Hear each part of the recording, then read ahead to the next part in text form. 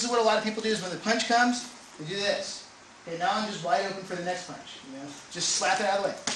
Right? And I don't need to really reach way out here into space because the punch is coming to me. Right?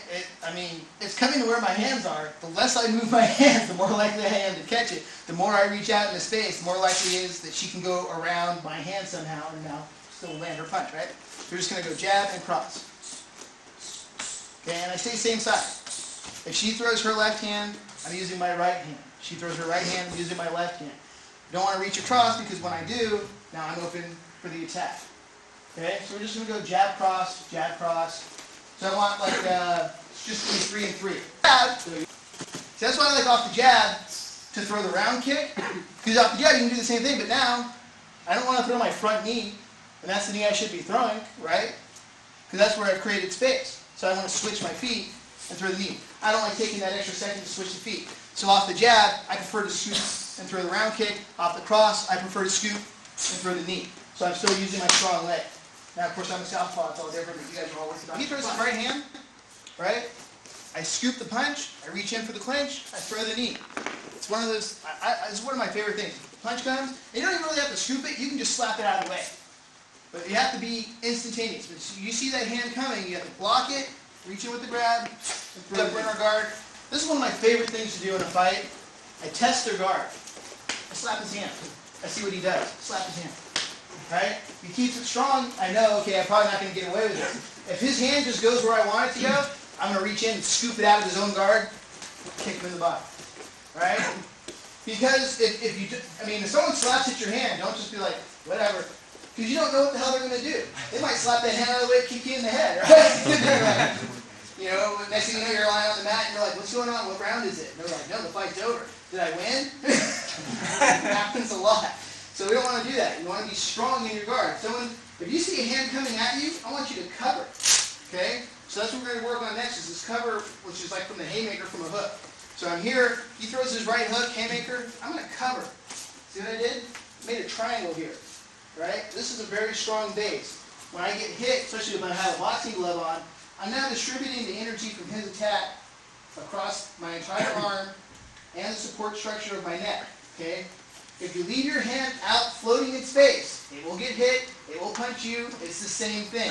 It's like when your big brother used to sit on your chest, right? And they used to punch you in the face with your own hands and go, why are you hitting yourself? You don't want to do that. Okay, so he throws his haymaker, boom, I'm going to cover up. Okay, if he throws his left hook, I'm going to cover up. Something you can get away with, maybe. When he throws his haymaker, bam, elbow. Why waste the motion, right? I mean, you tell the referee, oh man, I was just covering up and I moved in. If you moved in, accident. It's not my fault. I didn't mean to do it. Okay, so let's work on that. Let's go home. I like to move in and be aggressive with this because when he throws, now I can come in. Right? So I covered, boom. I reached into the open space. He left himself open. When he attacked, he didn't connect. It's my turn.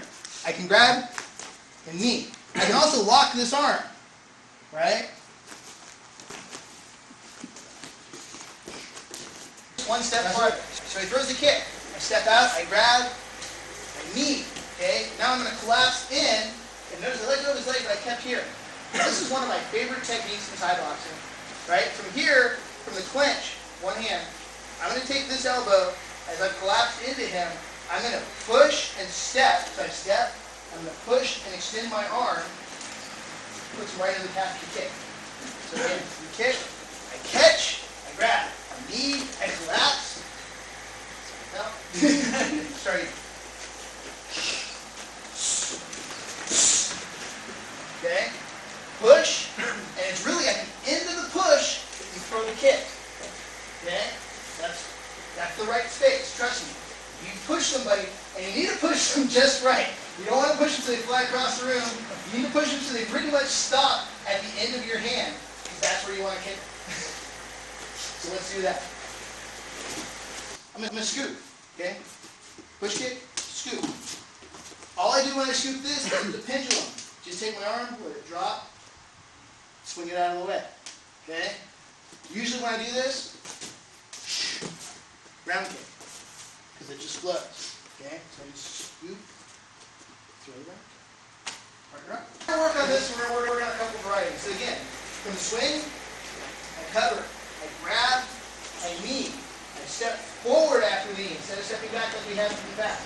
Okay? I create a little bit of space. I throw the elbow into the head. I come back the other side. I throw the elbow down. When I throw an elbow down, I come up, drop my body weight down. All right?